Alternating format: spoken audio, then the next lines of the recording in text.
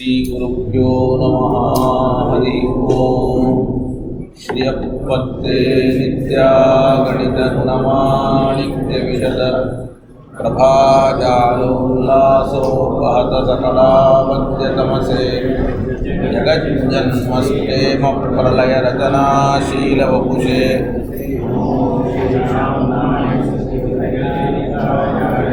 येन प्रादुरभावि भूमिवलये ग्रस्तानि गोसन्ततिः प्रापोलिश्रुतिपङ्कजं करुणया प्रकाशितत्वं परम् ध्वान्तं ध्वंसमनाय साधुनिकरश्चकार्यसन्मार्गगः तेन व्यासदिवाकरेण सततं मार्जाजिमे मानसम् व्याप्तिर्यस्य निजे निजेन महसा पुरुषे व्यावृत्तिश्च विवक्षतोदविषये सत्तिर्न वैपादिते प्रतिपक्षयुक्तिरतुलं शुद्धं प्रमाणं समे भूयात्तत्त्वविनिर्णयाय भगवान् आनन्दतीर्थो मुनिः।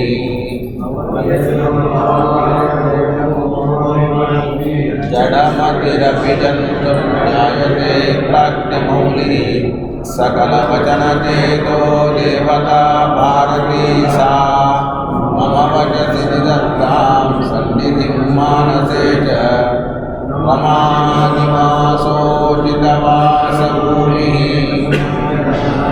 संज्ञायरत्नावलिजन्मभूमिः वैराग्यभाग्यो मम पद्मनाभतीर्थामृताब्धिर्भवताद्विमुक्तिः पदवाक्यप्रमाणज्ञानप्रतिवादिमदच्छिदः श्रीमदक्षोभ्यतीर्थाख्यः स्वतिष्ठे गुरु मम श्रीमदानन्दतीर्थार्य सन्मनस्सरसि भुवि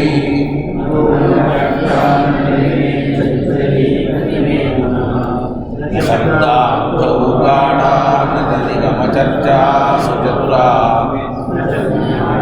प्रौढा विदितवेद्या अपि वयं परं श्रीमत्पूर्णप्रमतिगुरुकारुण्यसरणि प्रपन्ना मान्यास्मः किमपि च वदन्तोऽपि महतां भगवता बादरायणेन प्राणिनां निःश्रेयसाय प्रणीतमपि ब्रह्ममीमांसाशास्त्रं तमसा अवकुण्ठितत्वेन अप्रणीतं मन्यमानो भगवान् आनन्दतीर्थमुनिः यथाचार्याभिप्रायम् अस्य भाष्यं विदाय अनुभाष्यामि करिष्यन् विलीनप्रकृत्या स्वयमन्तराय विदुरोऽपि अनवरतमीश्वरप्रवणकाय करणवृत्तिरपि नारायणं प्रणामादिकं पारीक्षितस्य अनन्तराय परिसमाप्ते प्रलयस्थिते तुलया अवनीतशिष्टाचारपरम्परादिना अवगतमवश्यं करणीयम्।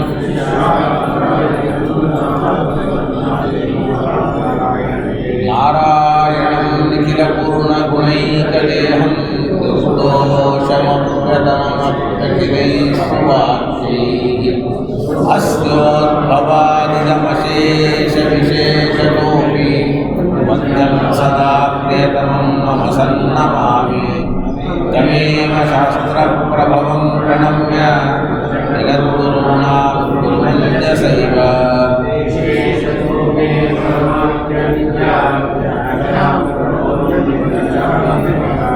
ओम धातो ब्रह्म जिज्ञासा श्रुतिक्षीराब्धिमामद्यदीमन्तरमहीकृता प्राप्तान्यायसुरायेण तं चैत्रमहं भजे गोदे ग्रन्थे यन्मम साहसं तत्पारयन्त्यमिप्राः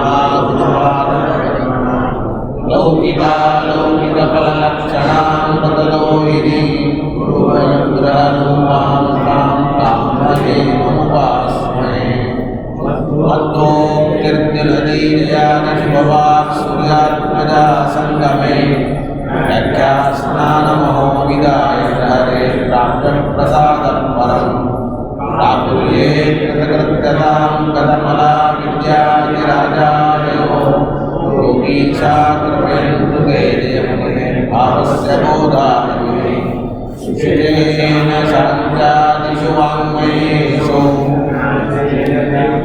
बुधिनोपमेयं मनोनिदिव्यां मनसाम्यपत्यानकुन्दमाख्यं सगुरुं नमामि आरूढः सहसा यतीन्द्रपदवीं गत्वा च वाराणसी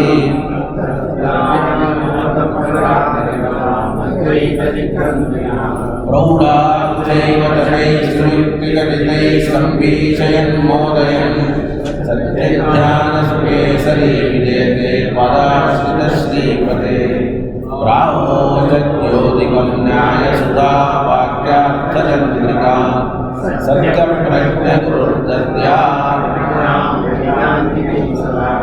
बन्धुस्त्वं गुरुनिष्ठदैवतमिति त्वत्पादपङ्केरुहं प्राप्तं मां परिपालये सततं याचे निबद्धाञ्जलिः मनान्माकृता सत्याभिघ्नगुरोत्पदं केवलं हित्वा मे सद्गति सत्याभिघ्नकलाब्धोत्थां पञ्चाशत्वर्षपूजकान् सत्यप्रमोदतीर्थार्यान्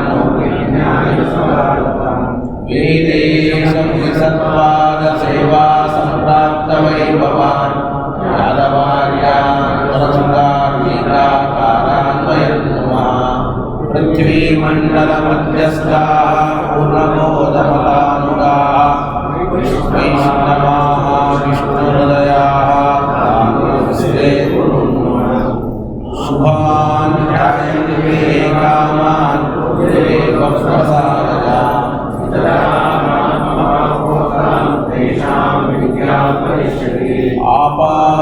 आपादमौलिपर्यन्तं गुरूणामाश्रितं स्मरेत् तेन विघ्नाः प्रणश्यन्ति सिद्ध्यन्ति च मनोरथाः यत्पदं वेदसंवेद्यं कटाक्षेणाभीषितं लक्ष्मन्ते विमलयः कुपिता हि वनच्छाया समीकृत्या परं सुखं सेवन्ते यत्पदं धीराः तं भजे यदीयचरणाम्भोजछायामाश्रित्य निर्वृताः नन्दन्ति सततं मुक्ताः संशये तं श्रियः भजे यदुपावसलभ्यमनन्तभवै तदुतो परतत्त्वमिहैकपदा चेतीर्थकृतौ प्रवणो न पुनर्भवाद्भवति निमतिरिति मम श्रीगुरुभ्यो नमः हरिः ओम् हरिः ओम् हरिः ओम्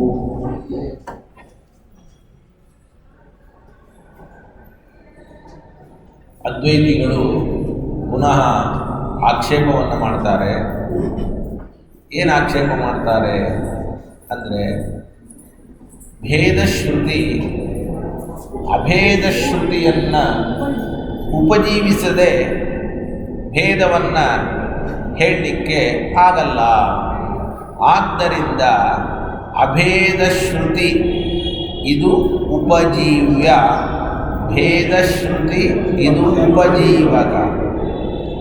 ಯಾಕೆ ಅಂತ ಕೇಳಿದರೆ, ಭೇದಶ್ರುತಿ ಭೇದವನ್ನು ಹೇಳಬೇಕಾದರೆ ಅಭೇದವನ್ನು ನಿಷೇಧ ಮಾಡಬೇಕು. ಹೌದಲ್ಲ? ಭೇದವನ್ನು ಹೇಳೋದು ಅಂದರೆ ಏನು? ಅಭೇದವನ್ನು ಇಲ್ಲ ಅಂತ ಹೇಳೋದು. ಕಲ್ಪನೆ ಬರಲಿ. ಭೇದಶ್ರುತಿ ಭೇದವನ್ನು ಹೇಳ್ತದೆ ಅಂದರೆ ಏನರ್ಥ? ಅಭೇದವನ್ನು ನಿಷೇಧ ಮಾಡೋದು. ಅಭೇದವನ್ನು ನಿಷೇಧ ಮಾಡಬೇಕಾದ್ರೆ ಅಭೇದವನ್ನು ಹೇಳಿದರೆ ನಿಷೇಧ ಮಾಡಲಿಕ್ಕೆ ಬರ್ತದೆಯೋ, ಅಭೇದವನ್ನು ಹೇಳದೇ ಇದ್ದರೆ ನಿಷೇಧ ಮಾಡಲಿಕ್ಕೆ ಬರುತ್ತೋ? ಹಾಗಾದರೆ ಅಭೇದವನ್ನು ಅಭೇದ ಶ್ರುತಿ ಹೇಳಬೇಕು. ಅದನ್ನು ಉಪಜೀವಿಸಿ ಭೇದಶ್ರುತಿ ಅಭೇದವನ್ನು ನಿರಾಕರಿಸಿ ಭೇದವನ್ನು ಹೇಳಬೇಕು. ಅಂತೂ ಇಂತೂ ಭೇದವನ್ನು ಹೇಳುವ ಶ್ರುತಿ ಭೇದವನ್ನು ಹೇಳುವಂತಹ ಶ್ರುತಿ ಅದು ಏನನ್ನು ಉಪಜೀವಿಸಿದಂತೆ ಆಯಿತು? ಅಭೇದ ಶ್ರುತಿಯನ್ನು ಉಪಜೀವಿಸಿದಂತೆ ಆಯಿತು.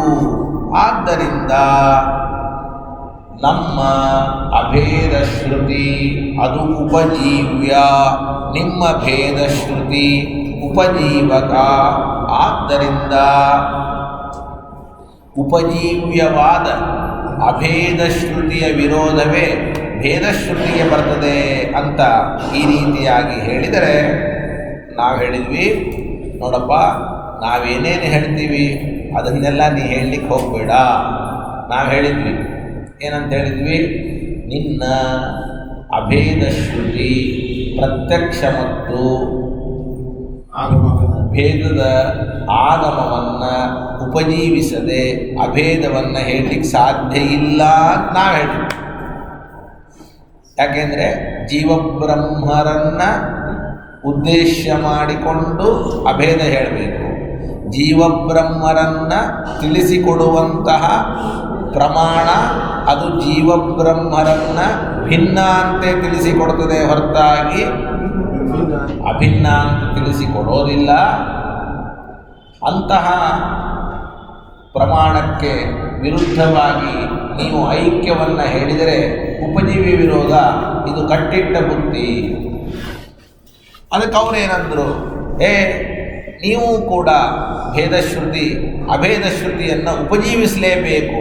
ಅದಕ್ಕೆ ಶ್ರೀಮದಾಚಾರ್ಯರು ಹೇಳಿದರು, ನಮ್ಮ ಭೇದಶ್ರುತಿ ಅಭೇದಶ್ರುತಿಯನ್ನು ಉಪಜೀವಿಸದೆ ಸ್ವತಂತ್ರವಾಗಿ ಭೇದವನ್ನು ಹೇಳುತ್ತೆ. ಇದನ್ನು ಅರ್ಥ ಮಾಡಿಕೊಳ್ಳಿ. ನಿಮ್ಮ ಅಭೇದ ಶ್ರುತಿ ಇನ್ನೊಂದನ್ನು ಉಪಜೀವಿಸಿದಂತೆ ನಮ್ಮ ಭೇದ ಶ್ರುತಿ ಇನ್ನೊಂದನ್ಯಾವುದನ್ನೂ ಉಪಜೀವಿಸದೆ ಸ್ವತಂತ್ರವಾಗಿ ಭೇದವನ್ನು ಹೇಳುತ್ತೆ. ಇಷ್ಟೊಂದು ತಲೆಯಲ್ಲಿ ಗಟ್ಟಿಯಾಗಿ ಇಟ್ಟುಕೊಳ್ಳಿ. ಯಾಕೆ ಅನ್ನುವಂತಹ ಒಂದು ಪ್ರಶ್ನೆ. ನಿಮ್ಮ ಅಭೇದ ಶ್ರುತಿ ಅನ್ನೋದು ಯಾವುದಕ್ಕಾಗಿ ಇನ್ನೊಂದನ್ನು ಉಪಜೀವನ ಮಾಡಿತು? ಯಾವುದಕ್ಕಾಗಿ ಇನ್ನೊಂದನ್ನು ಉಪಜೀವನ ಮಾಡಿತು? ಜೀವಬ್ರಹ್ಮರ ಸಲುವಾಗಿ.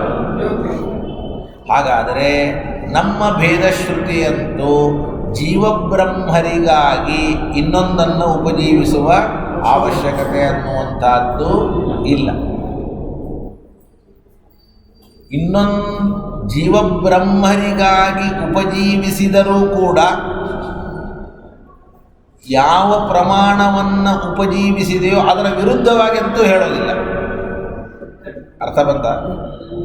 ಈಗ ಉದಾಹರಣೆಗೆ ಪ್ರತ್ಯಕ್ಷವನ್ನು ಉಪಜೀವಿಸ್ತು ಅಂತ ಇಟ್ಕೊಳ್ಳಿ. ಪ್ರತ್ಯಕ್ಷವನ್ನು ಯಾಕೆ ಉಪಜೀವಿಸಬೇಕು ಹೇಳಿ? ಜೀವನಿಗೋಸ್ಕರ. ಹಾಗಾದ್ರೆ ಪ್ರತ್ಯಕ್ಷ ಜೀವನನ್ನು ಏನಂತ ತಿಳಿಸಿಕೊಡ್ತದೆ? ಅಲ್ಪಜ್ಞ, ಬ್ರಹ್ಮನಿಂದ ಭಿನ್ನ ಅಂತ. ನಾವು ಭೇದವನ್ನೇ ಹೇಳಿವಿ, ವಿರೋಧ ಏನು ಬಂತು? ವಿರೋಧ ಬಂತ? ಸರಿಯಾಗಿ ಕಲ್ಪನೆ ಮಾಡಿ. ಇನ್ನು ಎಸ್ ಸರ್ವಜ್ಞ ಸರ್ವವಿತ ಅನ್ನುವ ಶ್ರುತಿಯನ್ನು ಉಪಜೀವಿಸಬೇಕು. ಯಾವ ಸಲುವಾಗಿ ಉಪಯೋಗಿಸಬೇಕು? ಭೇದವನ್ನು ಹೇಳಿದ್ರು. ನಾವು ಭೇದವನ್ನು ನಿಷೇಧ ಮಾಡಿವ. ಆದ್ದರಿಂದ ಜೀವಬ್ರಹ್ಮರಿಗಾಗಿ ನಮ್ಮ ಭೇದ ಶ್ರುತಿಯು ಯಾವ ಪ್ರಮಾಣವನ್ನು ಉಪಜೀವಿಸತ್ತೋ, ಉಪಜೀವಿಸಲಿ ಬೇಡ ಅಂದಿಲ್ಲ, ಆದರೆ ಅದರ ವಿರೋಧ ನಮಗೆ ಬರುತ್ತಾ? ಅಭೇದ ಹೇಳೋರಿಗೆ ಬರುತ್ತೋ ಭೇದ ಹೇಳೋರಿಗೆ ಬರುತ್ತೋ? ಅಂದಮೇಲೆ ಉಪಜೀವಿಸಿದರೂ ನಮಗೆ ವಿರೋಧ ಇಲ್ಲ. ಒಂದು ಕಡೆ ಇಟ್ಬಿಡಿ. ಇದರ ಜೊತೆಗೆ ಇನ್ನು ಸ್ವರೂಪವನ್ನು ಗ್ರಹಣ ಮಾಡುವುದಕ್ಕಾಗಿ ಉಪಜೀವಿಸಿದೆ ಅಂತ ಹೇಳಬೇಕು. ಸ್ವರೂಪ ಗ್ರಹಣಕ್ಕಾಗಿಯೂ ಕೂಡ ನಾವು ಅಭೇದ ಶ್ರುತಿಯನ್ನು ಉಪಜೀವಿಸಲ್ಲ. ಹಾಗಾದರೆ ಮೊನ್ನೆ ಕೊನೆ ಪಾಠ ಆಗುವಾಗ ಹೇಳಿದ್ದೆ ಏನು? ಭೇದಶ್ರುತಿಯು ಅಭೇದ ಶ್ರುತಿಯನ್ನು ಉಪಜೀವಿಸುವುದು ನಿಜ. ಆದರೆ ಯಾಕೆ ಉಪಜೀವಿಸತ್ತೆ ಅಂತ ಕೇಳಿದರೆ ನಿಷೇಧಕ್ಕಾಗಿ. ಈ ಮಾತು ನೆನಪಿದೆಯಾ? ಮರ್ತೋಗಿದೆ. ಎದಕ್ಕಾಗಿ? ತಾನು ಅಭೇದವನ್ನು ನಿಷೇಧ ಮಾಡಬೇಕಾಗಿದೆ. ತಾನು ನಿಷೇಧ ಮಾಡಬೇಕಾದ ಅಭೇದವನ್ನು ಈ ಅಭೇದ ಶ್ರುತಿ ಹೇಳ್ತಾ ಇದೆ ಅನ್ನೋದಕ್ಕೆ ಅಭೇದ ಶ್ರುತಿಯನ್ನು ಉಪಜೀವಿಸಿಕೊಳ್ಳಿ. ಉಪಜೀವಿಸಿ ಏನು ಮಾಡಿತು? ಅಭೇದವನ್ನು ತಗೊಂಡು ಏನು ಮಾಡಿತು? ಅಭೇದವನ್ನು ಇಲ್ಲ ಅಂತ ಹೇಳಿತು. ಮತ್ತು ಅಭೇದವನ್ನು ಉಪಜೀವಿಸಿ ತಗೊಂಡು ಅಭೇದವನ್ನು ಇಲ್ಲ ಅಂತ ಹೇಳಿಬಿಟ್ರೆ ಅದರ ವಿರೋಧ ಬರುತ್ತಲ್ಲ ಅಂದರೆ ಬರಲ್ಲ. ಯಾಕೆ ಬರಲ್ಲ? ಉಪಜೀವಿಸಿದ ನಿಜ, ಆದರೆ ಒಂದು ನಿಯಮ ಇದೆ ಅಂತ ನಾನು ಹೇಳಿದ್ದೀನಿ. ಏನಂತ? ನಿಷೇಧ ಮಾಡುವುದಕ್ಕೆ ಲಾಸ್ಟ್ ಟೈಮ್ ಹೇಳಿದ್ದೆ. ಏನಂತ? ನಿಷೇಧ ಮಾಡುವುದಕ್ಕೆ ಉಪಜೀವಿಸಿದರೆ ಅದನ್ನು ನಾವು ಉಪಜೀವಿಸಿದ್ದೇ ನಿಷೇಧ ಮಾಡೋದಕ್ಕೆ, ಅದನ್ನು ತಲೆ ಮೇಲೆ ಇಟ್ಕೊಳ್ಳೋಕ್ಕ. ನಾನು ಉದಾಹರಣೆಯನ್ನು ಕೊಟ್ಟಿದ್ದೆ. ಇವರು ಜಗತ್ತನ್ನು ಮಿಥ್ಯಾ ಅಂತಾರೆ ಅಂತ ನಾನು ಇವರ ಮಾತನ್ನು ಉಪಜೀವಿಸಿ ನನ್ನ ಮಾತು ಪ್ರಾರಂಭ ಮಾಡಿದೆ. ಇವರು ಇಷ್ಟ ತನಕ 10 ನಿಮಿಷ ಜಗತ್ತು ಮಿಥ್ಯಾ ಹೇಗೆ ಅನ್ನೋದನ್ನು ಚೆನ್ನಾಗಿ ಪೂರ್ವಪಕ್ಷವನ್ನು ಮಾಡಿದರು. ಅವರ ಪೂರ್ವಪಕ್ಷ ಮುಗಿದ ಮೇಲೆ ನಾನು ಉತ್ತರ ಕೊಡುವ ಪ್ರಸಂಗ ಬಂದಾಗ ಅವರು ಹೇಳಿದ್ದನ್ನು ಉಪಜೀವಿಸ್ತೇನೆ. ನೋಡಪ್ಪ, ಇಷ್ಟ ತನಕ ಇವರು ಹೇಳಿದರು ಅಂತ ಹೇಳಿ ನಾನು ಅವ್ರು ಹೇಳಿದ್ದನ್ನು ಅಷ್ಟೇ ಹೇಳಿ ಸುಮ್ಮನೆ ಕೂಡ್ತೀನೋ, ಆಮೇಲೆ ಅದನ್ನು ಖಂಡನೆ ಮಾಡ್ತೀನೋ? ನೀವು ಅವ್ರ ಮಾತನ್ನು ಉಪಜೀವಿಸಿಬಿಟ್ಟು ಅವ್ರನ್ನ ಖಂಡನೆ ಮಾಡ್ರಿ ಅಂದರೆ ಖಂಡನೆ ಮಾಡೋದಕ್ಕೆ ಉಪಜೀವಿಸಿದ್ದು ಅಷ್ಟೇ, ಮುಗೀತು. ಅಂದ ಮೇಲೆ ಇಷ್ಟು ತಿಳ್ಕೊಳ್ಳಿ. ಏನು ತಿಳ್ಕೊಳ್ಳಿ? ಭೇದಶ್ರುತಿಯು ಅಭೇದ ಶ್ರುತಿಯನ್ನು ಉಪಜೀವಿಸಿದರೂ ಕೂಡ ನಿಷೇಧ ಮಾಡುವುದಕ್ಕೆ ಉಪಜೀವಿಸತ್ತೆ ಹೊರತಾಗಿ ಅದನ್ನು ಒಪ್ಪಿಕೊಳ್ಳುವುದಕ್ಕೆ ಉಪಜೀವಿಸೋದಿಲ್ಲ. ನಿಷೇಧ ಮಾಡುವುದಕ್ಕೆ ಉಪಜೀವಿಸಿದರೆ ಆಗ ಉಪಜೀವ್ಯದ ವಿರೋಧ ಇಲ್ಲ. ನೀವು ಕೇಳ್ಬೋದು, ಏನ್ರಿ ಅವರ ಮಾತನ್ನು ಆಶ್ರಯಿಸಿ ನೀವು ಮಾತಾಡಿ ಅವ್ರನ್ನೇ ಖಂಡನೆ ಮಾಡಿಬಿಟ್ರೆ ಹೇಗೆ ಅಂತ. ಹೌದು, ನಂದು ತಪ್ಪಾಗಿತ್ತು. ಈಗ ನಾನು ಹೇಳ್ತೀನಿ, ಅವರು ಜಗತ್ತಿಗೆ ಮಿಥ್ಯಾತ್ವವನ್ನು ಹೇಳಿದರು, ಅವರ ಮಾತನ್ನು ಆಶ್ರಯಿಸಿ ನಾನು ಖಂಡನೆ ಮಾಡಿದೆ. ಆವಾಗ ನನಗೆ ಏನ್ರಿ ಅವ್ರ ಮಾತನ್ನೇ ಆಶ್ರಯಿಸಿ ಅವ್ರನ್ನ ಖಂಡನೆ ಮಾಡೋದು ಎಷ್ಟು ಸರಿ? ನಾ ಹೇಳಿದೆ, ಅವರ ಮಾತು ಪ್ರಮಾಣಬದ್ಧವಾಗಿದ್ದರೆ ನಾನು ಖಂಡನೆ ಮಾಡಲಿಕ್ಕೆ ಸಾಧ್ಯನೇ ಇದ್ದಿದ್ದಿಲ್ಲ. ನಾ ಯಾಕೆ ಮಾಡಲಿ? ಇವ್ರು ಹೇಳಿದ್ದು ಸರಿ ಅಂತ ಹೇಳಿಬಿಡ್ತಿದ್ದೆ, ತಪ್ಪು ಅಂತ ಯಾಕೆ ಹೇಳಿ ನಾನು? ಅಂದಮೇಲೆ ನಾನು ತಪ್ಪು ಹೇಳ್ತಾ ಇದ್ದೀನಿ, ಅವರು ತಪ್ಪು ಅಂತ ಹೇಳ್ತಾ ಇದ್ದೀನಿ ಅಂದಮೇಲೆ ಅವರದು ಪ್ರಮಾಣಬದ್ಧವಾಗಿರುವುದಿಲ್ಲ. ಇಷ್ಟು. ಈಗ ನಾನು ಅದನ್ನು ಅವತ್ತು ಹೇಳಿದ್ದೆ, ಇವರ ಮಾತನ್ನು ಉಪಜೀವಿಸಿ ಅವರ ಮಾತನ್ನೇ ನಾನು ತಪ್ಪು ಅಂತ ಹೇಳಿದೆ. ಅವ್ರ ಮಾತು ತಪ್ಪಾಗ್ಬೋದು, ಆದರೆ ಈಗ ಭೇದಶ್ರುತಿ ಯಾವುದನ್ನು ಉಪಜೀವಿಸಿ ತಪ್ಪು ಅಂತ ಹೇಳ್ತಾ ಇದೆ? ಅಭೇದ ಶ್ರುತಿಯನ್ನು ಉಪಜೀವಿಸಿ ಅಭೇದವನ್ನು ತಪ್ಪು ಅಂತ. ಹೌದಲ್ಲ? ಅಭೇದ ಶ್ರುತಿಯನ್ನು ಉಪಜೀವಿಸಿ ತಪ್ಪು ಅಂತ ಹೇಳಿದರೆ ಆ ಸಂದರ್ಭದಲ್ಲಿ ಯಾವುದು ತಪ್ಪಾದಂಗಾಯಿತು? ನಿಮ್ಮ ಮಾತು ತಪ್ಪಾಕೊಳ್ಳಿ, ಅದಕ್ಕೇನು ಸಮಸ್ಯೆ ಇಲ್ಲ. ಆದರೆ ಯಾವುದು ತಪ್ಪಾದಂಗಾಯಿತು? ಅಭೇದ ಶ್ರುತಿನೇ ತಪ್ಪಾದಂಗಾಯಿತು. ಅಲ್ರಿ, ಶ್ರುತಿಯನ್ನು ತಪ್ಪು ಅಂದರೂ ಒಂದೇ, ಶ್ರುತಿಯನ್ನು ಅಪ್ರಮಾಣ ಅಂದರೂ ಒಂದೇ. ಶ್ರುತಿಯನ್ನು ಅಪ್ರಮಾಣ ಅನ್ಲಿಕ್ಕೆ ಹೆಂಗೆ ಸಾಧ್ಯ ಅಂದರೆ ನಾವು ಹೇಳಿದ್ವಿ, ಶ್ರುತಿಯನ್ನು ಅಪ್ರಮಾಣ ಅಂತ ಅನ್ನೋದಿಲ್ಲ. ಹಾಗಾದ್ರೆ ಏನಂತೀವಿ?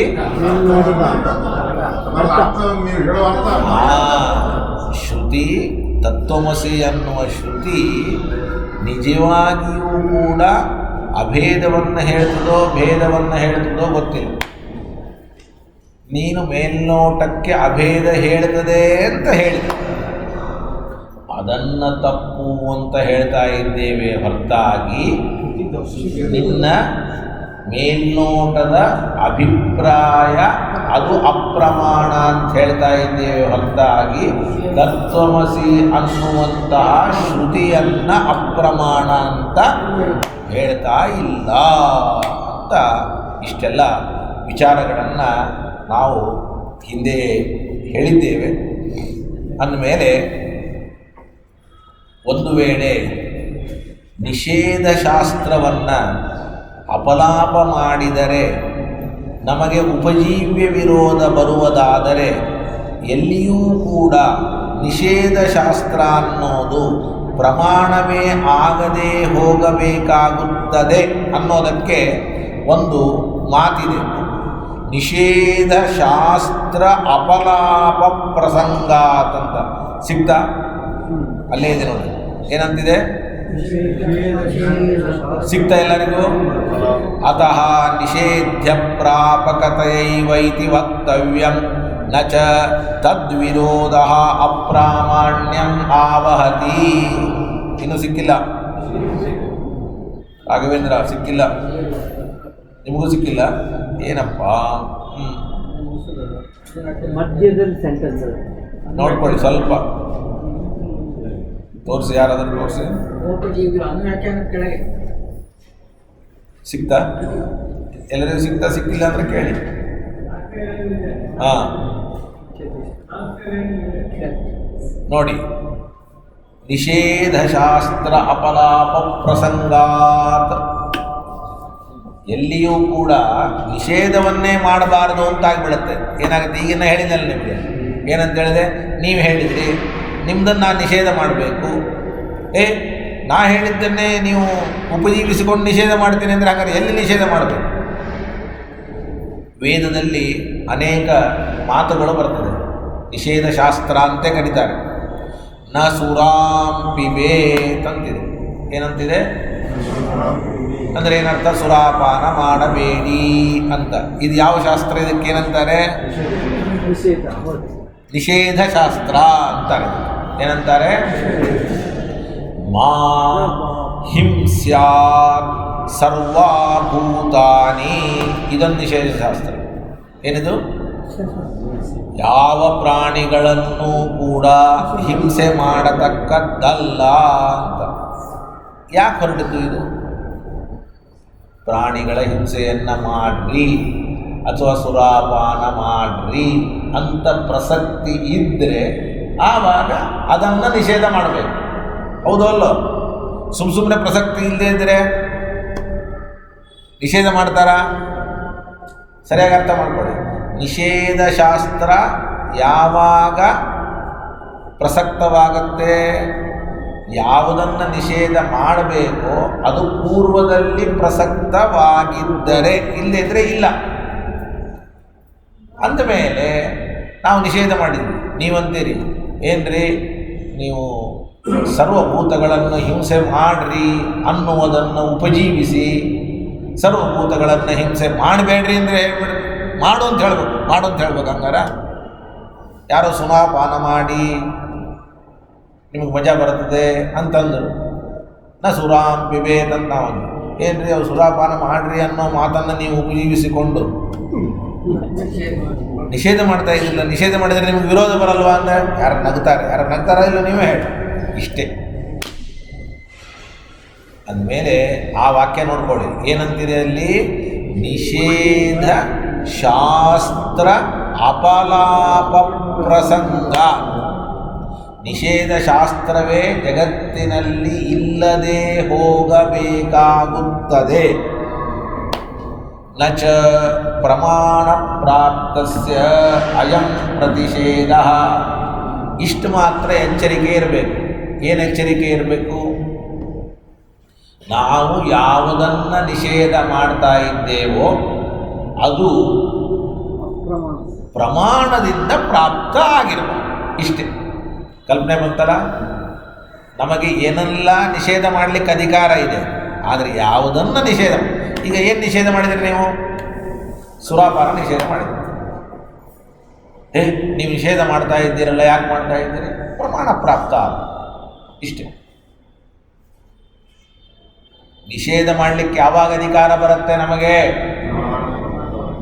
ಆ ನಿಷೇಧ ಮಾಡುವ ವಿಷಯ ಪ್ರಮಾಣ ಪ್ರಾಪ್ತವಾಗದೇ ಇದ್ದಾಗ ಮಾತ್ರ. ನಾನು ಜಗತ್ತಿನ ಸತ್ಯತ್ವವನ್ನು ನಿಷೇಧ ಮಾಡ್ತೀನಿ ನೀವು ಹೇಳ್ಬೋದಲ್ಲ, ಅಥವಾ ಸುರಾಪಾನ ಮಾಡಬೇಡಿ ಅನ್ನೋದನ್ನು ನಾನು ನಿಷೇಧ ಮಾಡ್ತೀನಿ. ಏನಂಗಂದ್ರೆ ಸುರಾಪಾನ ಮಾಡಿ ಅಂತ ನೀ ಹೇಳಿದ್ದನ್ನು ನಾ ನಿಷೇಧ ಮಾಡ್ತೀನಿ, ನಾ ಹೇಳಿದ್ದನ್ನು ನೀ ನಿಷೇಧ ಮಾಡು. ಜಗಳ ಮುಗಿಯೋದು ಯಾವಾಗ? ಅದಕ್ಕೆ ನಿಷೇಧ ಮಾಡೋದಕ್ಕೆ ಒಂದು ನಿಯಮ ಇದೆ. ಯಾವುದನ್ನು ಮಾಡಬೇಕು, ಯಾವುದನ್ನು ಮಾಡಬಾರ್ದು, ಯಾವುದು ಪ್ರಮಾಣ ಪ್ರಾಪ್ತವೋ ಅದನ್ನು ನಿಷೇಧ ಮಾಡುವ ಹಾಗೆ ಇಲ್ಲ. ಯಾವುದು ಅಪ್ರಮಾಣದಿಂದ ಪ್ರಾಪ್ತವೋ ಅದನ್ನು ಇಷ್ಟೇನು. ಈಗಲಾದರೂ ಕೂಡ ಅದು ಸುರಾಪಾನ ಇರಬಹುದು ಅಥವಾ ಪ್ರಾಣಿಗಳ ಹಿಂಸೆ ಇರಬಹುದು, ಇದನ್ನು ನಿಷೇಧ ಮಾಡಿದ್ದರ ಉದ್ದೇಶ ಅದು ಪ್ರಮಾಣ ಪ್ರಾಪ್ತವಲ್ಲ. ಹಾಗೆ ಐಕ್ಯವೂ ಕೂಡ ಒಂದು ವೇಳೆ ಪ್ರಮಾಣ ಪ್ರಾಪ್ತವಾಗಿದ್ದರೆ ಅದನ್ನು ನಿಷೇಧ ಮಾಡಲಿಕ್ಕೆ ಬರೋದಿಲ್ಲ. ಐಕ್ಯವು ಯಾಕೆ ನಿಷೇಧ ಮಾಡಲಿಕ್ಕೆ ಬರೋದಿಲ್ಲ? ಯಾವಾಗ ನಿಷೇಧ ಮಾಡಲಿಕ್ಕೆ ಬರೋದಿಲ್ಲ? ಪ್ರಮಾಣ ಪ್ರಾಪ್ತವಾಗಿದ್ದರೆ. ನೋಡಿ, ಆ ಒಂದೊಂದು ಪದಕ್ಕೂ ಕೂಡ ಅರ್ಥನೇ ತಿಳ್ಕೊಳ್ಳಿ. ನ ಚ ಪ್ರಮಾಣ ಪ್ರಾಪ್ತಸ್ಯ ಅಯಂ ಪ್ರತಿಷೇಧ. ಪ್ರಮಾಣದಿಂದ ಪ್ರಾಪ್ತವಾದದ್ದನ್ನು ನಿಷೇಧ ಮಾಡಲಿಕ್ಕೆ ಬರೋದಿಲ್ಲ. ಹಾಗಾದರೆ ನೀವೀಗ ಐಕ್ಯವನ್ನು ನಿಷೇಧ ಮಾಡ್ತಾ ಇದ್ದೀರಲ್ಲ, ಮಾಡ್ತಾ ಇದ್ದೀರಲ್ಲೋ? ಈಗ ನಾವು ಅದರ ಬಗ್ಗೆ ವಿಚಾರ ಮಾಡಬೇಕು. ನಾವು ಭೇದಶ್ರುತಿಯಿಂದ ಐಕ್ಯವನ್ನು ನಿಷೇಧ ಮಾಡ್ತಾ ಇದ್ದೀವಿ. ಐಕ್ಯ ಪ್ರಮಾಣ ಪ್ರಾಪ್ತ ಹೌದೋ ಅಲ್ಲ? ಐಕ್ಯ ಪ್ರಮಾಣ ಪ್ರಾಪ್ತ ಆಗಿದ್ರೆ ಈಗ ಓದಿ. ಕಿಂತು ತತ್ವಮಸ್ಯಾದಿ ಶ್ರುತಿ ತಾತ್ಪರ್ಯ ಅಪರಿಜ್ಞಾನ ಪ್ರಾಪ್ತಸ್ಯೈವ. ಅರ್ಥ ಆಯ್ತು? ಅದಕ್ಕೆ ಆ ವಾಕ್ಯಕ್ಕೆ ಅರ್ಥ ಆಯ್ತು ನೋಡ್ಕೊಳ್ಳಿ. ಏನಂಗಂದ್ರೆ ತತ್ವಮಸ್ಯಾದಿ ವಾಕ್ಯಗಳ ನಿಜವಾದ ತಾತ್ಪರ್ಯದ ಜ್ಞಾನ ಇಲ್ಲದೆ ನಮಗೆ ಐಕ್ಯ ಅನ್ನುವ ಅರ್ಥ ಆಗಿದೆ. ಶ್ರುತಿ ತಾತ್ಪರ್ಯ ಏನು? ನಾವು ನಿಮ್ಮ ಮಾತಿಗೆ ಹಿಂಗೆ ಅರ್ಥ ಮಾಡ್ಕೊಂಡು ಬಿಟ್ಟಿದ್ದೆ ಅಂತಂತೆ, ನಿಮ್ಮ ಮಾತಿಗೆ ಹಿಂಗೆ ಅರ್ಥ ಮಾಡ್ಕೊಂಡಿದ್ದೆ ಅಂತ. ಆದರೆ ನಿಮ್ಮ ಮಾತಿಗೆ ಹಾಗರ್ಥ ಅಲ್ಲ. ಅಂದರೆ ನಾವು ಅವರ ಮಾತನ್ನಾಗಲಿ ಅವರನ್ನಾಗಲಿ ನಿಂದನೆ ಮಾಡ್ತಾ ಇಲ್ಲ. ಏನು ಮಾಡ್ತಾ ಇದ್ದೀವಿ? ಅವರ ಮಾತಿನ ಅರ್ಥವನ್ನು ನಾನು ತಪ್ಪಾಗಿ ತಿಳ್ಕೊಂಡದ್ದನ್ನು ತಪ್ಪು ಅಂತ ಹೇಳ್ತಾ ಇದ್ದೆ. ಅವರನ್ನೂ ನಿರಾಕರಣೆ ಮಾಡ್ತಾ ಇಲ್ಲ, ಅವರ ಮಾತನ್ನು ನಿರಾಕರಣೆ ಮಾಡ್ತಾ ಇಲ್ಲ. ಹಾಗಾದ್ರೆ ಏನನ್ನು ನಿರಾಕರಣೆ ಮಾಡ್ತಾ ಇದ್ದೀನಿ ನಾನು? ಹೇಳ್ತೀನಿ. ನಾವು ಒಬ್ಬರ ಮೇಲೆ ಸಿಟ್ಟಿಗೆ ಎದ್ಬಿಟ್ಟಿರ್ತೀವಿ. ತುಂಬ ಸಿಟ್ಟಿಗೆ ಎದ್ದಂತಹ ಸಂದರ್ಭದಲ್ಲಿ ಅವ್ರಿಗೆ ಹೇಳ್ತೀವಿ. ಸಿಟ್ಟಿಗೆದ್ದಂತಹ ಸಂದರ್ಭದಲ್ಲಿ ಏನಿದು ಎಷ್ಟೋ ದಿವಸ ಹಾಗೆ ಕಳೆದು ಬಿಡ್ತದೆ, 1 ವಾರನೋ 8 ದಿವಸನೋ ಕಳೆದು ಬಿಡ್ತದೆ. ಕಳೆದ ಮೇಲೆ ಯಾವಾಗೋ ಒಂದು ಸರಿ ಭೇಟಿ ಆಗ್ತದೆ. ಭೇಟಿಯಾದಾಗ ಅವ್ರಿಗೆ ಹೇಳ್ತೀವಿ. ಮಾತಾಡುವಾಗ ಅವರು ಎಲ್ಲ ಹೇಳ್ತಾರೆ, ಇಲ್ರಿ ನಿಮ್ಮನ್ನು ತಪ್ಪು ತಿಳಿದ್ಬಿಟ್ಟಿದ್ದೆ, ನಿಮ್ಮನ್ನು ತಪ್ಪು ತಿಳಿದ್ಬಿಟ್ಟಿದ್ದೆ, ನೀವು ಆಡೋ ಮಾತನ್ನು ಕೇಳಿ ತಪ್ಪು ತಿಳಿದಿದ್ದೆ. ಆದರೆ ನಿಮ್ಮ ಮಾತಿಗೆ ಅಭಿಪ್ರಾಯ ಅಲ್ಲ, ನಾನು ತಪ್ಪು ಅಭಿಪ್ರಾಯ ತಿಳ್ಕೊಂಡು ನಿಮ್ಮ ಮೇಲೆ ಸಿಟ್ಟಿಗೆ ಎದ್ದಿದ್ದೆ. ಹೌದಲ್ಲ? ಹಾಗಾದರೆ ಆ ವ್ಯಕ್ತಿಯ ತಪ್ಪಿದೆಯಾ? ಆ ವ್ಯಕ್ತಿ ಪಾಪ ಹೇಳೋಂಗೆ ಹೇಳಿದ್ದಾರೆ, ಅವರ ತಪ್ಪಿಲ್ಲ. ಹಾಗೆ ಇಲ್ಲಿಯೂ ಕೂಡ ವೇದದ ತಪ್ಪಿಲ್ಲ. ವೇದ ತತ್ವಮಸಿ ಅಂತ ಐಕ್ಯವನ್ನು ಹೇಳಿಲ್ಲ. ಆದರೆ ನಾವು ತತ್ವಮಸಿ ಅನ್ನೋದನ್ನು ನೋಡಿದಾಗ ನಮಗೇನಂತ ಅರ್ಥ ಆಯಿತು? ಅದರ ಅಪರಿಜ್ಞಾನ ನೋಡಿ ಸ್ಪಷ್ಟವಾಗಿ. ತತ್ವಮಸ್ಯಾದಿ ಶ್ರುತಿ ತಾತ್ಪರ್ಯ ಅಪರಿಜ್ಞಾನ ಪ್ರಾಪ್ತಸ್ಯೈವ.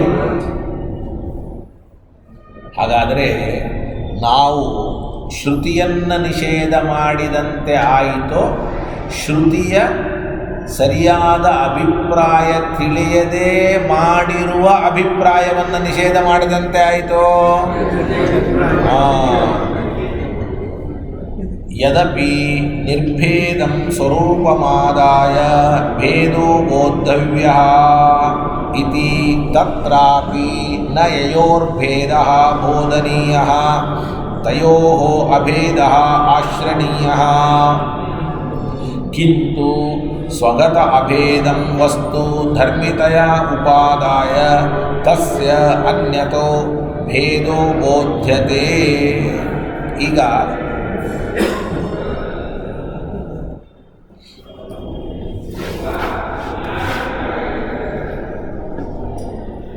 ಅವರಂತಾರೆ, ಏನಂತಾರೆ? ನಾವು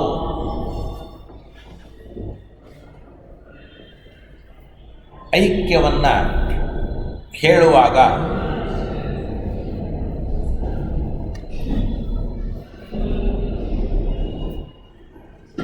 ಭೇದ ಮತ್ತು ಐಕ್ಯ, ಇದರಲ್ಲಿ ಐಕ್ಯವನ್ನು ಹೇಳಬೇಕಾದರೂ ಜೀವಬ್ರಹ್ಮರು ಬೇಕಾಗ್ತಾರೆ, ಭೇದವನ್ನು ಹೇಳಬೇಕಾದರೂ ಕೂಡ ಜೀವಬ್ರಹ್ಮರು ಬೇಕಾಗ್ತಾರೆ. ನಾವು ಭೇದವನ್ನು ಹೇಳುವಂತಹ ಸಂದರ್ಭದಲ್ಲಿ ನಿರ್ಭೇದಂ ಸ್ವರೂಪಂ ಆದಾಯ ಭೇದೋ ಬೋದ್ಧವ್ಯ. ಅಂದರೆ ಏನೂ ಭೇದ ಇಲ್ಲದ ಸ್ವರೂಪವನ್ನು ತೆಗೆದುಕೊಂಡು ಭೇದವನ್ನು ನಾವು ಹೇಳಬೇಕಾಗುತ್ತೆ. ಅಂದರೆ ಈಗ ನೋಡಿ, ಜೀವ ಬ್ರಹ್ಮ ಇವರಿಬ್ಬರಿಗೆ ಭೇದವನ್ನು ನಾವು ಹೇಳಬೇಕು. ಜೀವ ಬ್ರಹ್ಮ ಯಾಕೆ ಭಿನ್ನ ಅಂತಂದರೆ, ಜೀವನಲ್ಲಿರುವ ಧರ್ಮಗಳೇ ಬೇರೆ, ಬ್ರಹ್ಮನಲ್ಲಿರುವ ಧರ್ಮಗಳೇ ಬೇರೆ. ಆದ್ದರಿಂದ ಜೀವ ಬ್ರಹ್ಮ ಇಬ್ಬರೂ ಕೂಡ ಬೇರೆ ಬೇರೆ ಅನ್ನೋದಾಗಿ ನಾವು ಹೇಳಬೇಕು. ಹಾಗಾದರೆ ನಾವು ನಿರ್ಭೇದಂ ಸ್ವರೂಪಮಾದಾಯ, ನಿರ್ಭೇದ ಅಂದರೆ ಭೇದ, ನಿರ್ಭೇದ ಸ್ವರೂಪ ಅಂತಂದರೆ ಅಭಿನ್ನರಾದ ಜೀವಬ್ರಹ್ಮರ ಸ್ವರೂಪವನ್ನು ಆಶ್ರಯಿಸಿ ಭೇದವನ್ನು ಹೇಳ್ತಾ ಇದ್ದೀರಿ ಅಂತ ಅವರ ಅಭಿಪ್ರಾಯ. ನೀವು ಭೇದವನ್ನು ಹೇಳಬೇಕಾದರೆ ಅಭಿನ್ನರಾದ ಜೀವಬ್ರಹ್ಮರ ಸ್ವರೂಪವನ್ನು ಆಶ್ರಯಿಸಿ ಭೇದವನ್ನು ಹೇಳ್ತಾ ಇದ್ದೀರಿ. ಅಂದಮೇಲೆ ನಿಮಗೆ ವಿರೋಧ ಇದೆಯಲ್ಲ ಅಂತಂದರೆ, ತತ್ರಾಪಿ ನ ಯಯೋರ್ಭೇದೋ ಬೋಧನೀಯ ತಯೋರ್ ಅಭೇದ ಆಶ್ರಯಣೀಯ. ಯಾವೆರಡಕ್ಕೆ ಭೇದವನ್ನು ನಾವು ಬೋಧನೆ ಮಾಡಬೇಕೋ ಅವುಗಳ ಅಭೇದವನ್ನು ಸರ್ವಥಾ ಆಶ್ರಯಣ ಮಾಡಿಲ್ಲ. ಕಿಂತು ಸ್ವಗತ ಅಭೇದಂ ವಸ್ತು ಧರ್ಮಿತೆಯ ಉಪಾದಾಯ ತಸ್ಯ ಅನ್ಯತೋ ಭೇದೋ ಬೋಧ್ಯತೆ. ನಾವು ಬ್ರಹ್ಮನನ್ನು ಇಟ್ಟುಕೊಂಡು ಬ್ರಹ್ಮನಿಗೆ ಜೀವನಿಂದ ಭೇದವನ್ನು ಹೇಳ್ತಾ ಇದ್ದೀವಿ.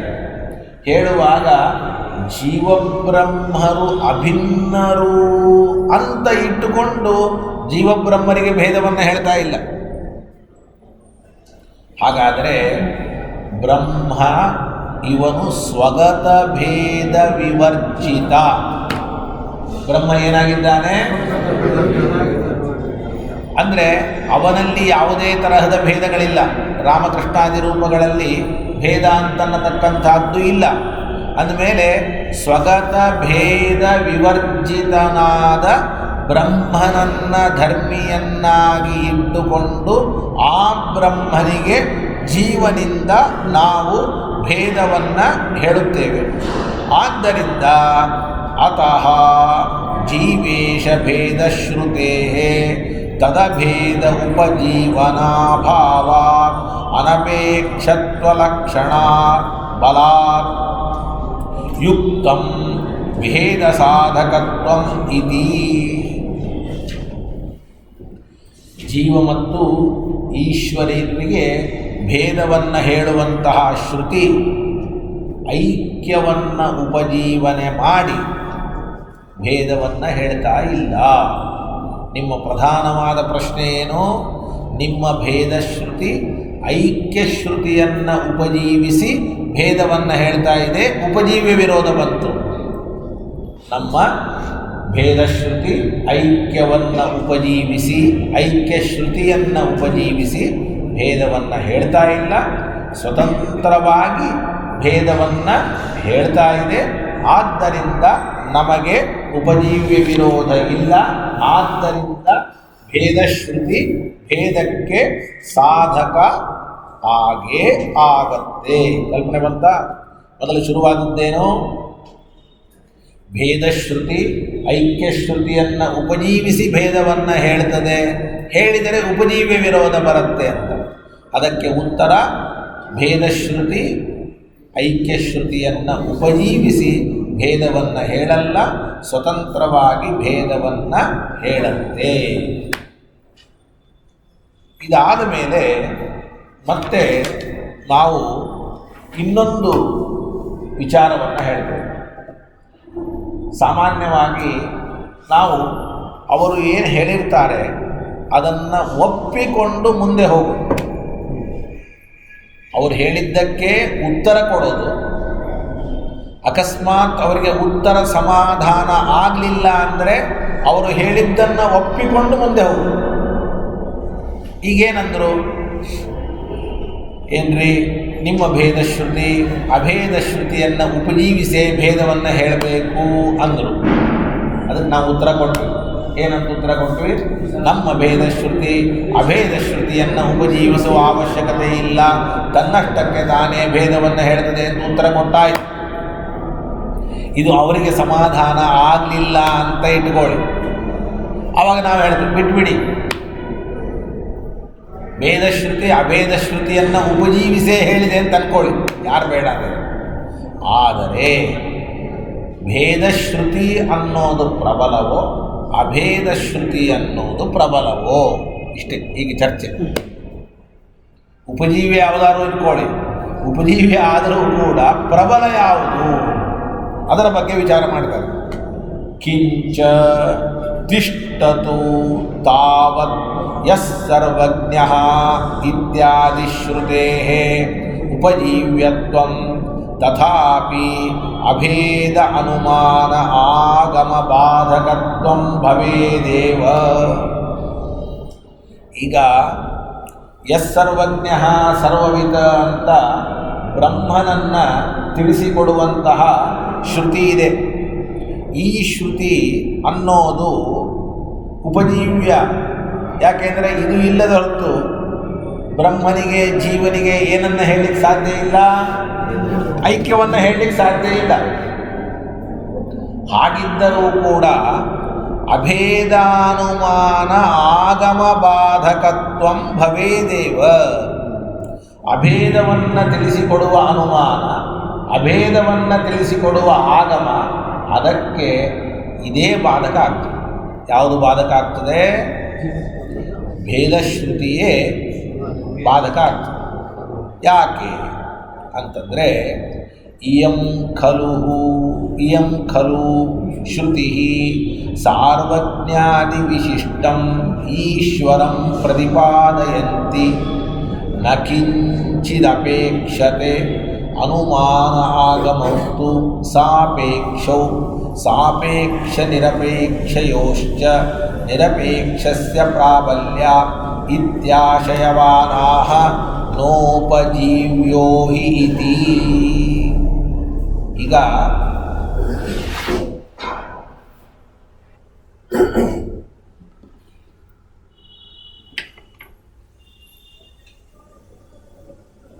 ಅನೇಕ ರೀತಿಯಾದ ಪ್ರಾಬಲ್ಯ ದೌರ್ಬಲ್ಯಗಳು ಉಂಟು. ಇದು ಪ್ರಬಲ, ಇದು ದುರ್ಬಲ. ಯಾಕೆ? ಇನ್ನೊಂದನ್ನು ಅಪೇಕ್ಷಾ ಮಾಡತ್ತೆ, ಅದಕ್ಕೆ ದುರ್ಬಲ. ಇನ್ನೊಂದನ್ನು ಅಪೇಕ್ಷಾ ಮಾಡೋದಿಲ್ಲ, ಅದಕ್ಕೆ ಪ್ರಬಲ. ಈಗಲಾದರೂ ಕೂಡ ಅನುಮಾನ ಆಗಮ ಒಂದು ಕಡೆ. ಯಾವ ಅನುಮಾನ ಆಗಮ ಅಂದರೆ ಅಭೇದವನ್ನು ತಿಳಿಸುವ ಅನುಮಾನ ಆಗಮ ಒಂದು ಕಡೆ. ಇನ್ನು ಈಶ್ವರನನ್ನು ತಿಳಿಸಿಕೊಡುವ ಆಗಮ ಒಂದು ಕಡೆ. ಈಶ್ವರನನ್ನು ತಿಳಿಸಿಕೊಡುವಂತಹ ಆಗಮ ಇದು ಸಾಪೇಕ್ಷವೋ ನಿರಪೇಕ್ಷವೋ ಅಂದರೆ ನಿರಪೇಕ್ಷ. ಯಸ್ಸರ್ವಜ್ಞ ಸರ್ವವಿತ ಅನ್ನತಕ್ಕಂತಹ ಶ್ರುತಿ ಈಶ್ವರನನ್ನು ತಿಳಿಸಿಕೊಡಬೇಕಾದರೆ ಅದು ಯಾವುದನ್ನೂ ಅಪೇಕ್ಷಾ ಮಾಡದೆ ಸ್ವತಂತ್ರವಾಗಿ ಈಶ್ವರನನ್ನು ತಿಳಿಸಿಕೊಡುತ್ತದೆ. ಆದರೆ ಅಭೇದವನ್ನು ತಿಳಿಸಿಕೊಡುವಂತಹ ಅನುಮಾನ ಆಗಮ ಈಶ್ವರನನ್ನು ತಿಳಿಸಿಕೊಡಬೇಕಾದರೆ ಅಥವಾ ಅಭೇದವನ್ನು ತಿಳಿಸಿಕೊಡಬೇಕಾದರೆ ಅದು ಇನ್ನೊಂದನ್ನು ಅಪೇಕ್ಷೆ ಮಾಡುತ್ತದೆ. ಅಂದಮೇಲೆ ನಿರಪೇಕ್ಷ ಮತ್ತು ಸಾಪೇಕ್ಷಗಳಲ್ಲಿ ಸಾಪೇಕ್ಷ ಇದು ದುರ್ಬಲ, ನಿರಪೇಕ್ಷ ಅಂತನ್ನತಕ್ಕಂಥದ್ದು ಪ್ರಬಲ. ನೋಡಿ, ಸರ್ವಜ್ಞಾದಿ ವಿಶಿಷ್ಟನಾದ ಈಶ್ವರನನ್ನು ಪ್ರತಿಪಾದನೆ ಮಾಡತಕ್ಕ ಯಸ್ಸರ್ವಜ್ಞ ಅನ್ನುವ ಶ್ರುತಿ ಏನನ್ನೂ ಅಪೇಕ್ಷಾ ಮಾಡೋದಿಲ್ಲ. ಅನುಮಾನ ಆಗಮಗಳಾದರೂ ಕೂಡ ಅಪೇಕ್ಷೆಯನ್ನು ಮಾಡತ್ತೆ. ಆದ್ದರಿಂದ ಸಾಪೇಕ್ಷ ನಿರಪೇಕ್ಷಗಳ ಮಧ್ಯದಲ್ಲಿ ನಿರಪೇಕ್ಷವೇ ಪ್ರಬಲವಾದದ್ದರಿಂದ ಉಪಜೀವ್ಯ ಅನ್ನತಕ್ಕಂಥದ್ದು ಇಲ್ಲ. ಅದನ್ನೇ ಆಚಾರ್ಯರು ನೋಪಜೀವ್ಯೋ ಕ್ಷಭೇದೋತ್ರ ಕ್ವಚಿತ್ ಶ್ರುತೇ ಕ್ವಚಿತ್ ಭೇದಶ್ರುತೇರ್ಬಲ. ಹಿಂದೆ ಬಂದಿದೆ ಅನುವ್ಯಾಖ್ಯಾನ. ನೋಪಜೀವ್ಯೋ ಕ್ಷಭೇದೋತ್ರ ಕ್ವಚಿತ್ ಭೇದಶ್ರುತೇರ್ಬಲ. ಅಲ್ಲಿ ಅತ್ರ ಒಂದು ಪದ ಇದೆ ಅನುವ್ಯಾಖ್ಯಾನದಲ್ಲಿ. ಆ ಅತ್ರ ಅನ್ನುವ ಪದಕ್ಕೆ ಏನರ್ಥ ಅಂತ ಕೇಳಿದರೆ ಭೇದ ಭೇದ ಪ್ರಮಾಣಯೋರ್ ಮಧ್ಯೆ ಅಂತ ಅರ್ಥ. ಭೇದವನ್ನು ತಿಳಿಸಿಕೊಡುವ ಹಾಗೂ ಅಭೇದವನ್ನು ತಿಳಿಸಿಕೊಡುವ ಪ್ರಮಾಣಗಳ ಮಧ್ಯದಲ್ಲಿ. ಭೇದಶ್ರುತೇ ಅಂದರೆ ಭೇದಕ ಧರ್ಮ ವಿಶಿಷ್ಟ ಧರ್ಮಿಶ್ರುತೇ. ಭೇದಶ್ರುತಿ ಅಂತ ಇದೆಯಲ್ಲ, ಭೇದಶ್ರುತಿ ಅಂತ ಅರ್ಥ ಅಲ್ಲ. ಭೇದಕ ಧರ್ಮ ಅಂದರೆ ಜೀವಬ್ರಹ್ಮರಲ್ಲಿ ಭೇದವನ್ನು ಉಂಟು ಮಾಡುವ ಸರ್ವಜ್ಞತ್ವಾದಿ ಧರ್ಮಗಳನ್ನು ಪ್ರತಿಪಾದನೆ ಮಾಡುವ ಶ್ರುತಿ. ಇನ್ನು ಅಭೇದ ಅಭೇದ ಅನ್ನೋದಕ್ಕೆ ಅಭೇದ ಇತಿ ಅಭೇದ ಪ್ರಮಾಣಂ ಅನಪೇಕ್ಷತ್ವೋಪಲಕ್ಷಣಮೇತತ್ ಅತೋ ಬಲಾತ್ ಅಭೇದ ಪ್ರಮಾಣ ಬಾಧಕತ್ವಂ ಇತಿ ಶೇಷಃ. ಆದ್ದರಿಂದ ಅಭೇದ ಪ್ರಮಾಣಕ್ಕೆ ಭೇದ ಪ್ರಮಾಣ ಅಂತನ್ನತಕ್ಕಂಥದ್ದು ಬಾಧಕ ಹಾಗೇ ಆಗತ್ತೆ. ಇದಾದ ಮೇಲೆ ಇನ್ನೊಂದು ಇದಕ್ಕೆ ಸಂಬಂಧಪಟ್ಟ ಹಾಗೆ ಹೊಸ ರೀತಿಯಾದ ಪ್ರಶ್ನೆಯನ್ನು ಮಾಡ್ತಾ ಇದ್ದಾರೆ. ಸ್ಯಾದೇತತ್ ಯಸ್ ಸರ್ವಜ್ಞ ಇತ್ಯಾದಿ ಶ್ರುತಿ ನ ಜೀವಭೇದಕ ಧರ್ಮ ವಿಶಿಷ್ಟಂ ಬ್ರಹ್ಮ ಪ್ರತಿಪಾದಯತಿ ಕಿಂತು ಅನುವದತ್ತೇವ ಅತಃ ನ ಅನುಮಾನಾದೇಹ ತದ್ಭಾಗಃ ಇತ್ಯದಾಹ ನ ಚ ಇತಿ. ಏನಪ್ಪ ಇದು? ಅಂತ ಕೇಳಿದರೆ ಒಟ್ಟು ನಿಮ್ಮ ಅಭಿಪ್ರಾಯ ಏನು? ಅಭೇದವನ್ನು ಹೇಳುವ ಶ್ರುತಿ ಇರ್ಬೋದು, ಅಭೇದವನ್ನು ಹೇಳುವ ಅನುಮಾನ ಇರ್ಬೋದು, ಅದಕ್ಕೆ ಉಪಜೀವ್ಯವಾದ ಯಸ್ಸರ್ವಜ್ಞ ಸರ್ವವಿತ ಅನ್ನುವ ಶ್ರುತಿಯ ವಿರೋಧ ಬರುತ್ತೆ. ಏನು ಗೊತ್ತಾಯ್ತಾ? ಏನು ಹೇಳಿ? ಮೂಲ ತಿಳ್ಕೊಳ್ಳಿ ಮೊದಲು. ಅಭೇದವನ್ನು ಹೇಳುವ ಪ್ರಮಾಣಗಳಿಗೆ ಯಾವುದರ ವಿರೋಧ ಬರ್ತಾ ಇದೆ? ಯಸ್ಸರ್ವಜ್ಞ. ಅದಕ್ಕೆ ಅವರಂತಾರೆ ಬರೋದಿಲ್ಲ. ಮತ್ತೆ ಶುರುವಾಯ್ತು ಸರ್. ಯಾಕೆ ಬರೋದಿಲ್ಲಪ್ಪ? ಮತ್ತೆ ಸರ್ವಜ್ಞತ್ವಾದಿ ವಿಶಿಷ್ಟನಾದ ಬ್ರಹ್ಮನನ್ನು ಶ್ರುತಿ ಹೇಳಿದಾಗ ಅಂತಹ ಸರ್ವಜ್ಞತ್ವಾದಿ ವಿಶಿಷ್ಟನಾದ ಬ್ರಹ್ಮನಿಗೂ ಜೀವನಿಗೂ ನಿಮ್ಮ ಆಗಮ ಅಥವಾ ಅನುಮಾನ ಐಕ್ಯವನ್ನು ಹೇಳಿದರೆ ವಿರೋಧ ಬಂದೇ ಬರುತ್ತಲ್ಲ. ಅದಕ್ಕೆ ಅವ ಅಂತಾನೆ, ನೀವು ಹೆಂಗೆ ತತ್ವಮಸಿ ಅಂತನ್ನುವ ವಾಕ್ಯದ ಅಭಿಪ್ರಾಯ ನಿಮಗೆ ಸರಿಯಾಗಿ ಆಗಿಲ್ಲ, ಹಾಗೆ ಯಸ್ಸರ್ವಜ್ಞ ಅನ್ನುವ ಶ್ರುತಿಗೂ ನಿಮಗೂ ಅಭಿಪ್ರಾಯ ಸರಿಯಾಗಿ ಆಗಿಲ್ಲ. ಯಾವಾಗ ಸಮಸ್ಯೆ? ಸರ್ವಜ್ಞತ್ವಾದಿ ವಿಶಿಷ್ಟನಾದ ಬ್ರಹ್ಮನನ್ನು ಹೇಳುವ ಉದ್ದೇಶ ವೇದಕ್ಕೆ ಇದ್ದಿದ್ದರೆ ಆವಾಗ ವೇದದ ವಿರೋಧ ಯಾವುದಕ್ಕೆ ಬರ್ತಿತ್ತು? ಐಕ್ಯವನ್ನು ಹೇಳುವ ಆಗಮಕ್ಕೆ ಬರ್ತಿತ್ತು. ಅದು ಅನುವಾದ ಮಾಡ್ತಾ ಇದೆ. ಏನಂತ? ಅನುವಾದ ಮಾಡಿದರೆ ದುರ್ಬಲ, ತನ್ನ ಅಭಿಪ್ರಾಯ ಅಂತ ಹೇಳಿದರೆ ಪ್ರಬಲ. ಈಗ ನಾನು ಹೇಳ್ತೀನಿ, ನಾನು ಹೇಳಿದ್ದು ಪ್ರಬಲ ಯಾವಾಗ ಅಂದರೆ ನನ್ನ ಮಾತು ಅಂದರೆ ಪ್ರಬಲ. ನನ್ನ ಮಾತು ಅಂತಂದಾಗ ನೀವಂದರೆ ನೀವು ಹೆಂಗೆ ಹೇಳ್ತೀರಿ? ನಾ ಹೇಳಿಲ್ಲಪ್ಪ, ಇವ್ರು ಹೇಳಿದ್ದಕ್ಕೆ ಹೇಳ್ತಾ ಇದ್ದೀನಿ ಅಂದರೆ ನೀವು ಸುಮ್ಮನೆ ಇದ್ಬಿಡ್ರಿ, ನನ್ನ ಹತ್ರ ಬರೋದು ಇಲ್ಲ. ಅವ್ರ ಹತ್ರ ಹೋಗ್ತೀರಿ, ಹೋಗ್ರಿ, ನನಗೇನು ಸಂಬಂಧ? ಹೌದಲ್ಲ? ಹಾಗಾದರೆ ಅವರ ಮಾತನ್ನು ನಾನು ಅನುವಾದ ಮಾಡುವುದಕ್ಕೂ ಅದು ನನ್ನ ಅಭಿಪ್ರಾಯ ಅಂತ ಹೇಳುವುದಕ್ಕೂ ವ್ಯತ್ಯಾಸ ಇದೆಯೋ ಇಲ್ಲೋ? ಇದೆಯೋ ಇಲ್ಲೋ? ಹಾಗಿದ್ದ ಹಾಗೆ ಯಸ್ಸರ್ವಜ್ಞ ಸರ್ವವಿತ ಅನ್ನುವಂತಹ ಶ್ರುತಿ ಸರ್ವಜ್ಞತ್ವಾದಿ ವಿಶಿಷ್ಟನಾದ ಬ್ರಹ್ಮನನ್ನು ತನ್ನ ಅಭಿಪ್ರಾಯ ಅಂತ ಹೇಳ್ತಾ ಇಲ್ಲ. ತನ್ನ ಅಭಿಪ್ರಾಯ ಅಂತ ಹೇಳಿದರೆ ಆಗ ಪ್ರಬಲ ಆಗ್ತಿತ್ತು, ಅದರ ವಿರೋಧ ನಮ್ಮ ಅನುಮಾನಗಳಿಗೆ ಬರ್ತಿತ್ತು.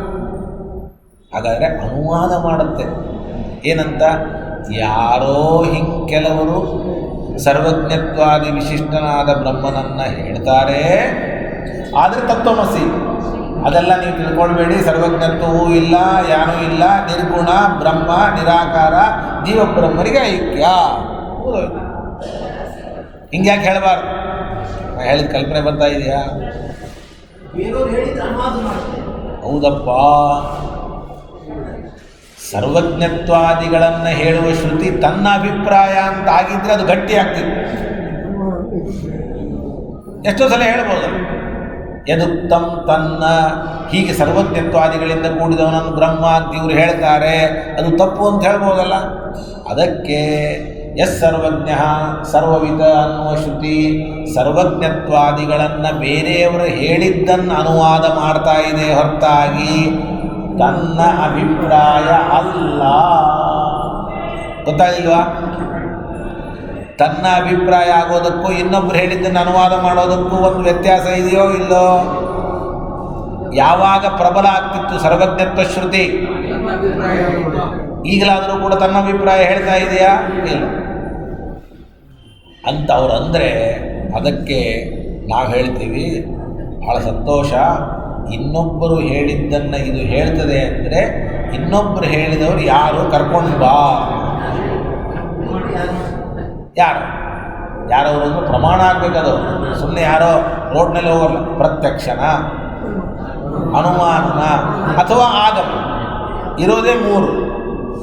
ಪ್ರತ್ಯಕ್ಷದಿಂದ ಸಿದ್ಧನಾದ ಸರ್ವಜ್ಞತ್ವ ವಿಶಿಷ್ಟನಾದ ಬ್ರಹ್ಮನನ್ನು ಹೇಳ್ತದೆ ಅಂದರೆ ಹೇಳಲಿಕ್ಕೆ ಸಾಧ್ಯ ಇಲ್ಲ. ಯಾಕೆಂದರೆ ಕಣ್ಣಿಗೆ ಸರ್ವಜ್ಞತ್ವವೂ ಕಾಣೋದಿಲ್ಲ, ಬ್ರಹ್ಮನೂ ಕಾಣೋದಿಲ್ಲ. ಇಲ್ಲ, ಇನ್ನು ಅನುಮಾನ ಅಂತಂದರೆ ಅನುಮಾನಕ್ಕೆ ಗೋಚರ ಅಲ್ಲ. ಇನ್ನು ಆಗಮ ಅಂತ ಹೇಳಬೇಕು. ಮತ್ತು ಆಗಮಕ್ಕೆ ಆಗಮನೇ ತೋರಿಸು, ಅದನ್ನು ತೋರಿಸು. ಎಲ್ಲಿದೆ ಆಗಮ ಅಂದಮೇಲೆ ಒಂದು ವೇಳೆ ಯಸ್ಸರ್ವಜ್ಞ ಸರ್ವವಿತ ಅನ್ನತಕ್ಕಂತಹ ಶ್ರುತಿಯು ಸರ್ವಜ್ಞತ್ವ ವಿಶಿಷ್ಟನಾದ ಬ್ರಹ್ಮನನ್ನು ಅನುವಾದ ಮಾಡ್ತದೆ ಅಂತಾಗುವಾಗ ಪ್ರಮಾಣಾಂತರದಿಂದ ಪ್ರಾಪ್ತವಾದದ್ದನ್ನು ಅನುವಾದ ಮಾಡಬೇಕೇ ಹೊರತಾಗಿ ಇನ್ನೊಬ್ಬರು ಹೇಳಿದ್ದನ್ನು ಅನುವಾದ ಅಂತಂತಾರೆ ಹೊರತಾಗಿ ತಾನೇ ಹೇಳಿದ್ದನ್ನು ಅನುವಾದ ಅಂತ ಹೇಳೋದಿಲ್ಲ. ಯಸ್ಸರ್ವಜ್ಞ ಸರ್ವವಿತ ಅನ್ನುವ ಶ್ರುತಿ ಅನುವಾದಕ ಆಗಬೇಕಾದರೆ ಯಾರು ಹೇಳಿದ್ದನ್ನು ಅನುವಾದ ಮಾಡ್ತಾ ಇದೆ ಈ ಪ್ರಶ್ನೆ ಉಳಿದು ತೊಂಬರಿ. ಯಾರು ಹೇಳಿದ್ದನ್ನು ಅನುವಾದ ಮಾಡುತ್ತೆ ಹೇಳಿ. ಏನು ಗೊತ್ತಾಯ್ತಾ ನಾನು ಹೇಳಿದ್ದು?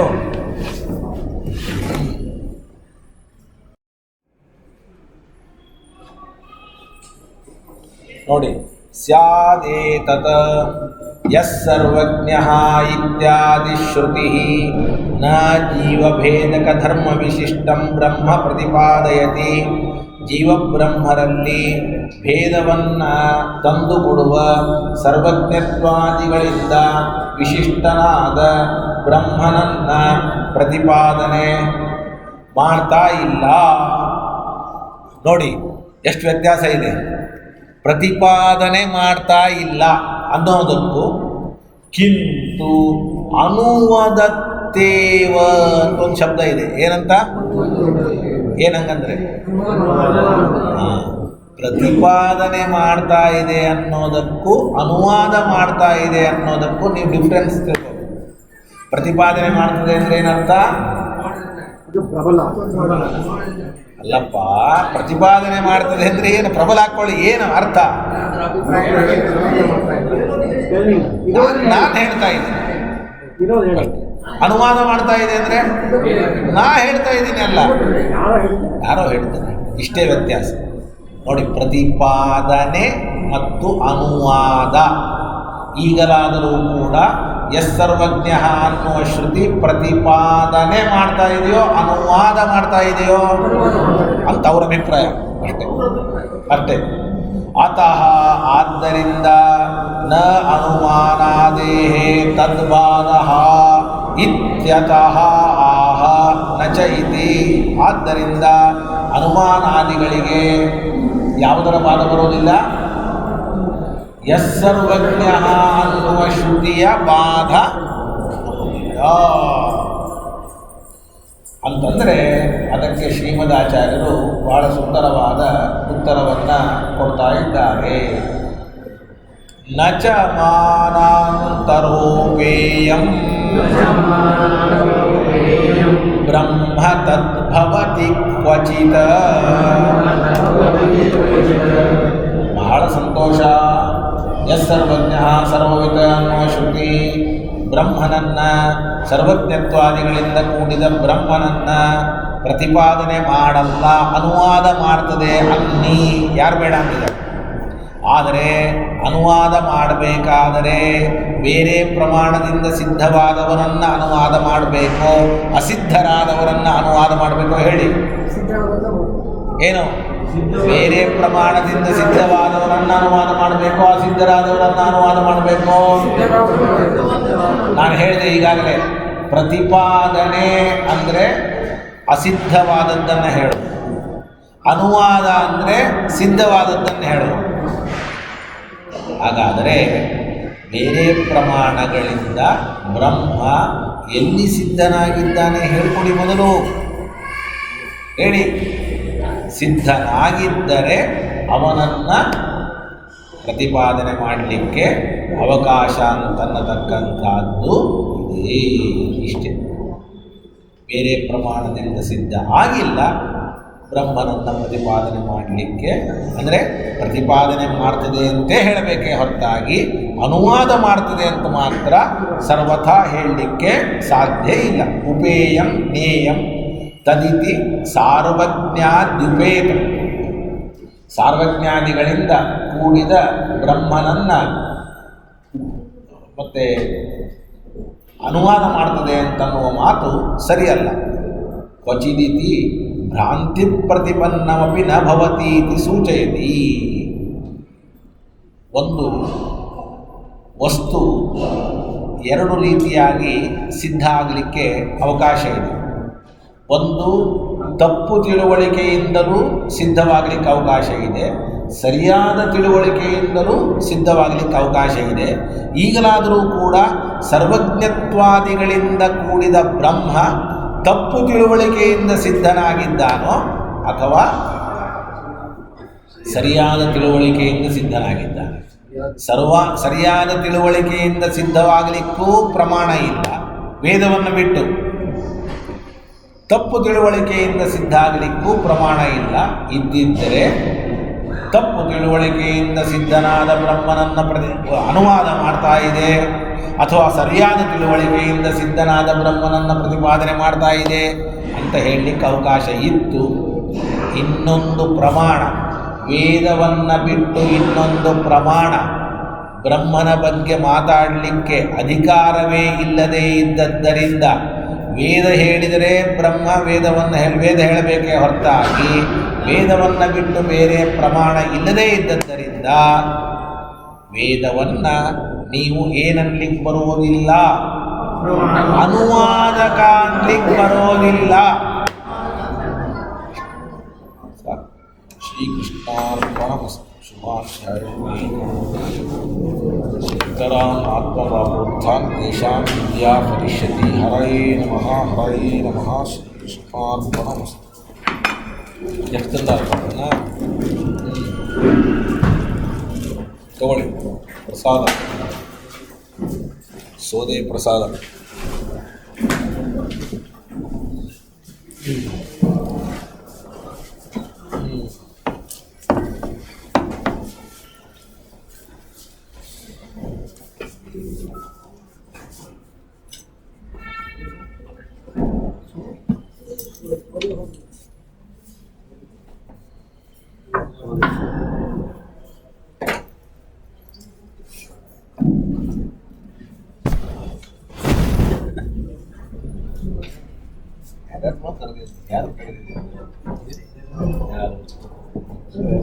ಯಾರು